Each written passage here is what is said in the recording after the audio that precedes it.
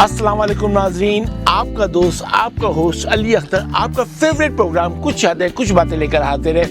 तो आज मैं जिस शख्सियत या जिस लेजेंड अदाकार के बारे में प्रोग्राम लेकर हाजिर हुआ हूँ उसके बारे में मैं क्या कहूँ। उसके बारे में तो लोग इतना कुछ कह चुके हैं, इतना ज़्यादा लिख चुके हैं, लेकिन फिर भी मैं अपनी कहानी और आपकी बातों में और आपके लफ्ज़ों में और मैं आपकी दिल के जज्बात कुछ इस तरह से पेश करूँगा कि मेरा प्रोग्राम कुछ नया लगे, क्योंकि वो अदाकार पाकिस्तान का सुपर स्टार अदाकार है, पहला जज्बाती अदाकार है। जज्बाती के नाम से उनको जो खिताब मिला शहंशाह जज्बात का, अब तो आप लोग पहचान ही गएंगे जी। तो मैं पाकिस्तान के लेजेंड अदाकार, legend hero, super hero Mohammad Ali साहब के बारे में बात करूंगा, जिसके बारे में बातें खत्म ही नहीं होंगी, वक्त चलता चला जाएगा। लेकिन मैं आपसे मुख्तसर बातें करूंगा, ऐसी बातें करूंगा जो शायद पहले आपने ना सुनी हो या सुनी भी हो तो कम लोगों ने सुनी हो।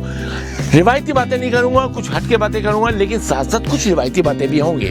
तो प्रोग्राम स्टार्ट करते हैं हम कुछ यादें कुछ बातें लेजेंड मोहम्मद अली के बारे में।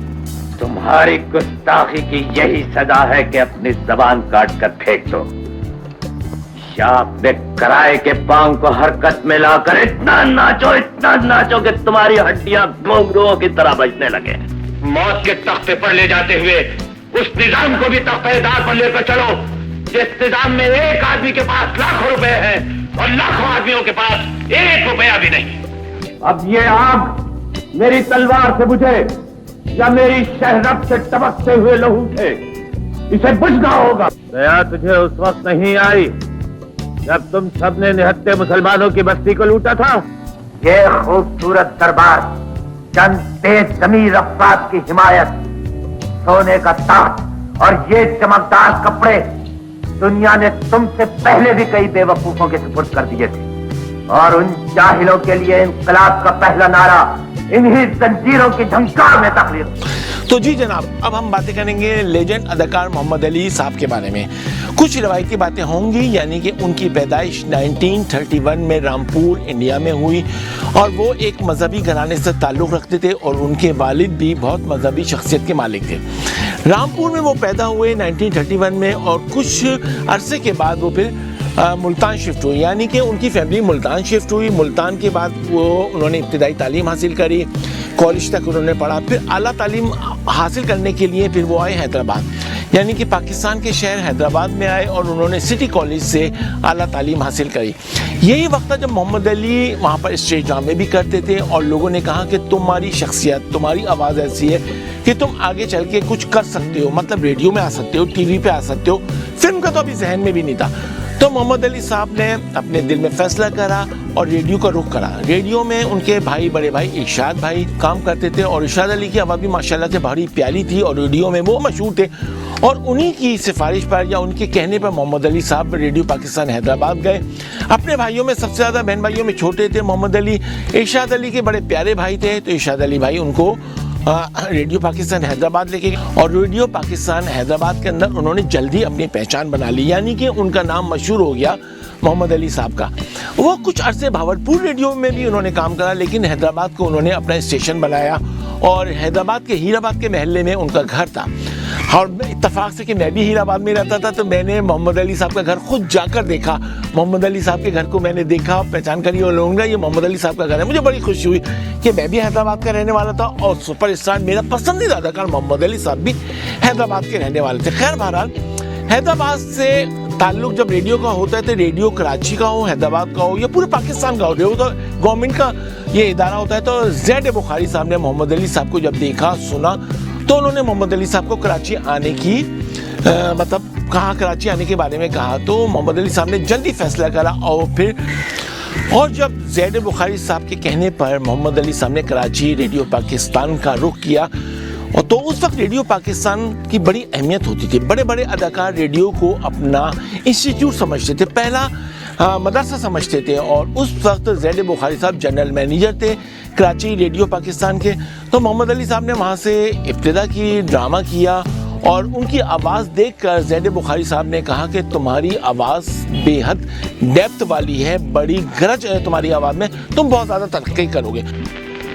ये अलग बात है कि दुनिया वाले इन कटहरों में ऐसे लोगों को ले आते हैं जो जीते जी मुजरिम रहे, लेकिन मरने के बाद इनकलाबी, इंसान दोस्त और शहीद के। अब ये आग मेरी तलवार से बुझे या मेरी शहरत से टपकते हुए लहू से, इसे बुझना होगा। खैर, रेडियो पाकिस्तान कराची में मोहम्मद अली साहब ने अपनी जगह बना ली। फिर कुछ ऐसा हुआ कि ज़ैद बुखारी साहब के ताल्लुकात फजल अहमद करीम फजली साहब से थे और उन्होंने उनकी मुलाकात मोहम्मद अली साहब से कराई। फजल साहब उस वक्त एक नई फिल्म बनाने वाले थे, चिराग जलता रहा, और उसके लिए उन्होंने नए अदाकारों का इंतखाब किया था और उसमें मोहम्मद अली साहब भी थे।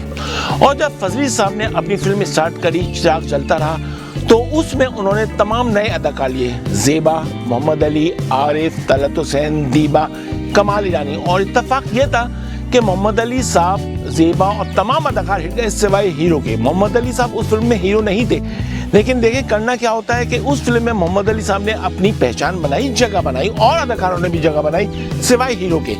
1962 में ये फिल्म रिलीज हुई निशात सिनेमा के अंदर और फातिमा जिन्ना, मोहतरमा फातिमा जिन्ना ने का इफ्तिताह किया। ये फिल्म ज़्यादा नहीं चली, लेकिन इस फिल्म ने अपनी पहचान बनाई और लोगों को ये तमाम अदाकार पसंद आए। और खुदा का करना ऐसा हुआ कि मोहम्मद अली साहब जब चिराग जलता रहा में काम किया तो लोगों की नज़र में आए, फिल्मसाजों की नज़र में आए, डायरेक्टर्स की नज़र में आए और डायरेक्टर साहब ने फ़ौरन उनको फिल्में देनी शुरू कर दी और बहुत सारी फिल्में उनकी रिलीज़ हुई, लाहौर से भी, कराची से भी। मोहम्मद अली साहब की शख्सियत देखकर बहुत सारे फिल्मसाजों और हिदायतकारों ने उनको जो फिल्में दी वो ऐसी थी तिलस्माती, मतलब जंगजू हीरो वाली, तलवार चलाने वाली और मतलब थोड़े नेगेटिव किरदार थे। लेकिन खैर बहरहाल मोहम्मद अली साहब ने नेगेटिव किरदार में भी अपनी जगह बनाई और जंगजू हीरो भी कामयाब रहे, तलवारबाजी भी उन्होंने की। और फिर आदिल फिल्म हुई या नगमा सहरा हुई या और बहुत सारी ऐसी फिल्में हुई जिसमें उन्होंने लड़ाई झगड़े की फिल्में की, मतलब मार कुटाई वाली फिल्में की। मुझे तेरे खून में भीगे हुए दुपट्टे की कसम बहन, तेरे खून का हर कतरा दुश्मन के लिए मौत की अलामत बन जाएगा। सलमान अपने कमीने दुश्मन को भी हथियार उठाकर हमला करने का मौका देता है।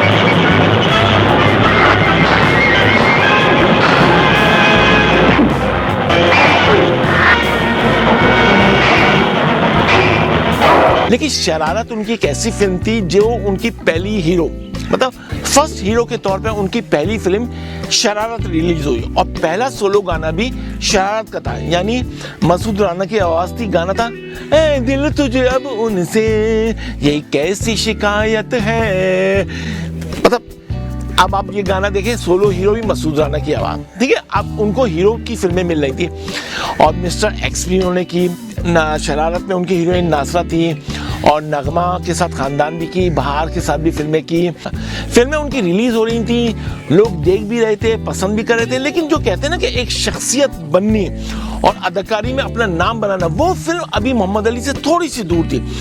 फिर रियाज शाह साहब की एक फिल्म थी खामोश रहो। ये फिल्म मोहम्मद अली को मिली, बिल्कुल नेगेटिव कैरेक्टर था मोहम्मद अली का और इस फिल्म में ड्रामा था। असल में ड्रामा लोगों को मोहम्मद अली का खामोश रहो में इतना पसंद आया कि मोहम्मद अली की समझे टर्निंग पॉइंट, ये फिल्म थी टर्निंग पॉइंट मोहम्मद अली की।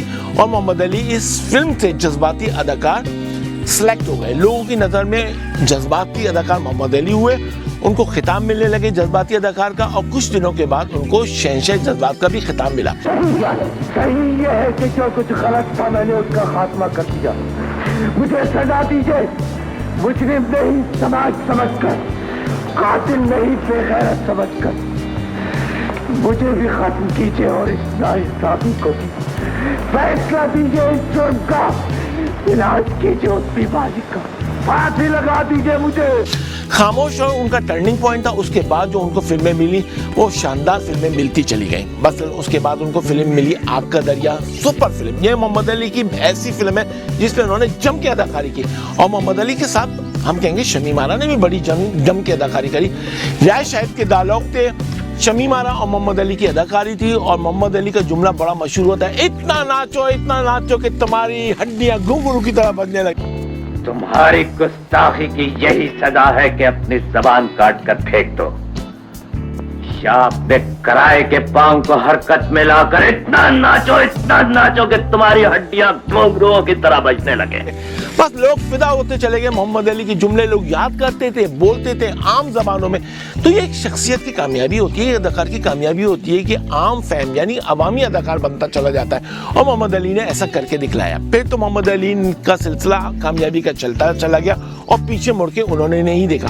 फिर एक से बढ़कर एक फिल्में आती रही। तो जी मोहम्मद अली साहब को बहुत निगार अवार्ड मिले, बहैसियत हीरो के भी और बहैसियत साइड अदाकार के लिए।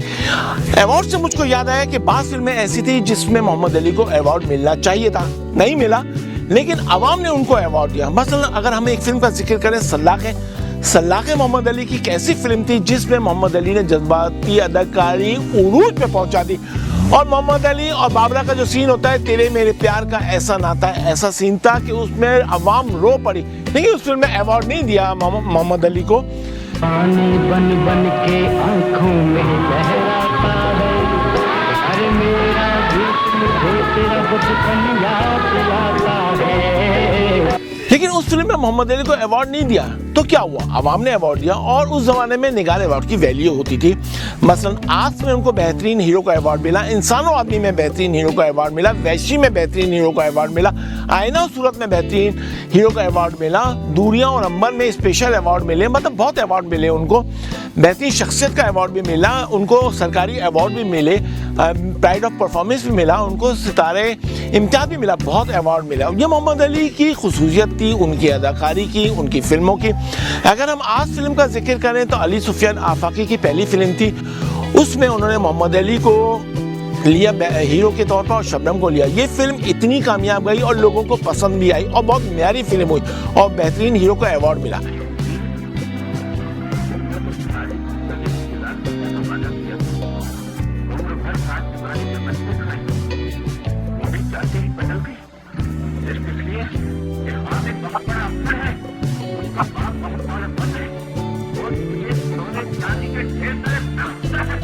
फिर इसी तरह हसन तारिक ने अगर वैशी में किरदार दिया मोहम्मद अली को, तो उनकी शख्सियत में वैशी का किरदार बहुत ज़्यादा सूट करा, बहुत ज़्यादा लोगों को पसंद आया और बेहतरीन हीरो का अवार्ड भी मिला। फिर अगर हम बात करेंगे इंसान और आदमी का, तो मोहम्मद अली ने बहुत बड़ा चैलेंज लिया था। मोहम्मद अली ने उस फिल्म में जवानी में रहकर 1971 में ओल्ड कैरेक्टर किया, एक बेटे का किरदार किया उन्होंने। और मतलब ये बहुत बड़ी बात होती है कि एक हीरो सुपर स्टार हो और वो ओल्ड कैरेक्टर कर ले, लेकिन मोहम्मद अली साहब ने किया और ऐसा किया इंसान और आदमी में कि लाजवाब फिल्म बन गई और अवार्ड लिया। और पाकिस्तान के गैर मुमालिक में भी ये फिल्म पसंद की गई। तो इसी तरह मोहम्मद अली ने चैलेंज का सामना। वो सितारा भाई नहीं है, शरीफ और सुंदर है। आज भी यही कहता हूँ कैसर, वो एक शरीफ औरत है। तुम्हारे माशरे ने बेशक इस शरीफ औरत को तवाइफ का खिताब दिया, फिर तवाइफ का खिताब देने वाला माशरा सीना तान कर मेरे सामने आए, मुझे बताए कि वो रजिया से सितारा भाई क्यों बनी। माशरा बताए एक मासूम लड़की को एक आवारा शराबी और पल्ले दर्जे के बेगैरत इंसान के पल्ले क्यों बांध दिया गया। जी मोहम्मद अली साहब ने हीरोशिप को अहमियत नहीं दी, किरदारों को अहमियत दी। यानी आप देखें कि इंसानों आदमी में बिल्कुल उन्होंने अपनी उम्र से बड़े आदमी का रोल करा, सुपरहिट गया। फिर इसी तरह उन्होंने सलाखे फिल्म में बाबरा शरीफ के साथ बाप का किरदार किया। लेकिन उससे पहले शबाब साहब ने एक और तजुर्बा किया था कि मोहम्मद अली और बाबरा को हीरो हीरोइन लेकर आए फिल्म नशेमन में। नशेमन में अगर देखा जाए तो बाबरा शरीफ मोहम्मद अली ने बड़ी नेचुरल अदाकारी की, लेकिन बस वो मैच नहीं मिल रहा था। तो मोहम्मद अली साहब ने खुद ही कहा शबाब साहब से कि बाबरा को मैं हीरोइन के तौर पे तो इतना ज़्यादा कामयाब नहीं हो सकते हम लोग। तो फिर उन्होंने हसन अस्करी की फिल्म सल्लाखे में खुद कहकर बाबरा को ये रोल दिलवाया और फिर जो अदाकारी की वो आप सब लोगों के सामने है। मोहम्मद अली और बाबरा की बाप बेटी के जो जज्बात की अक्कासी की उन्होंने 100%, उसको मैं 90% भी कहूँगा, 100%। फिर अगर मोहम्मद अली की हम बात करें, मोहम्मद अली से पाकिस्तान नहीं बल्कि इंडिया में भी बहुत ज़्यादा मशहूर थे। एक ज़माने में वो इंडिया में गए और उन्होंने दौरा करा, तो बतौर ख़ास इंदिरा गांधी ने कहा कि मोहम्मद अली साहब आप इंडियन फिल्म में काम करें। और फिर मनोज कुमार से कह के उनको फिल्म किलर दिलवाई, बल्कि उनसे कहा मनोज कुमार साहब आप इनको फिल्मों में, और मनोज कुमार ने उनको फिल्मों में काम दिया और किलर फिल्म बनाई। बहुत शोर शराबा था कि भाई किलर बन रही है, मोहम्मद अली साहब और ज़ेबा आ रहे हैं, फिल्म बड़ी अच्छी होगी। और मोहम्मद अली साहब ने बहुत अच्छा काम किया था। लेकिन जब मनोज कुमार ने फिल्म देखी तो मोहम्मद अली साहब के आगे तो वो कुछ भी नजर ही नहीं आए। और हसद और जलन की ऐसी उनको आग लगी कि उन्होंने मोहम्मद अली साहब का बहुत ज्यादा किरदार काट दिया। जब काट दिया और फिल्म रिलीज हुई तो जाहिर है कि मोहम्मद अली साहब का किरदार कुछ भी नहीं आया, लोगों ने बहुत कहा, तो मोहम्मद अली साहब ने प्रेस कॉन्फ्रेंस की और कहा मेरा किरदार काट दिया गया। उसके बाद मोहम्मद अली साहब ने इंडिया की किसी फिल्म में काम नहीं करा, कुछ भी हो जाए। खैर बहरहाल तजुर्बा था जो कि नाकाम गया। फिर मोहम्मद अली साहब की जोड़ी बनती चली गई और अदाकाराओं के साथ, लेकिन ज़ेबा के साथ उनकी जोड़ी बहुत ज़्यादा पसंद की गई। पहले वो कनीज़ में भी आए, चिराग जलता रहा में भी आए और फिल्मों में आए, लेकिन मोहम्मद अली साहब ने जब तुम मिले प्यार मिला की शूटिंग हो रही थी 1966 में, ये मोहब्बत उरूज पे गई और 1966 में फिल्म तुम मिले प्यार मिला के शूटिंग के दौरान ही मोहम्मद अली और ज़ेबा की शादी हो गई। ज़ेबा मुझसा तुझको चाहने वाला, मुझसा तुझको चाहने वाला, इस दुनिया में कोई और हो, अल्लाह ना करे, अल्लाह ना करे। इस तरह से उनकी शादी कामयाब गई और फिर ज़्यादा मोहम्मद अली साहब ने ज़ेबा के साथ भी काम करा। और उसके बाद अगर देखा जाए मोहम्मद अली साहब के ताल्लुकात कुछ सियासी भी थे। भुट्टो साहब से भी उनके ताल्लुकात बहुत अच्छे रहे और भुट्टो साहब के दौर में मोहम्मद अली साहब बहुत आगे भी रहे। और उनके ज़ात से जुड़ी हुई एक बात यह है कि जब सऊदी अरब से सुल्तान काबूस आए, बादशाह थे, तो मोहम्मद अली साहब का घर ही मुंतखब किया गया। यानी कि पूरे लाहौर में कोई घर नहीं था ऐसा जहाँ पर ये शहंशाह ठहरते, मोहम्मद अली साहब के घर ठहरे। और मोहम्मद अली साहब की खातिर मदारा देख के, फराग दिली देख के बहुत खुश हुए। यानी कि सऊदी अरब के अंदर भी मोहम्मद अली साहब का नाम बहुत हुआ और वो उम्रा करने भी गए, हज करने भी गए। और वहाँ शाह फैसल साहब ने भी मोहम्मद अली साहब को दावतें दी। इस तरह से मोहम्मद अली के घर की भी एक खुसूसियत, अली ज़ेब हाउस एक मशहूर नाम था और वहाँ पर ठहरे लोग।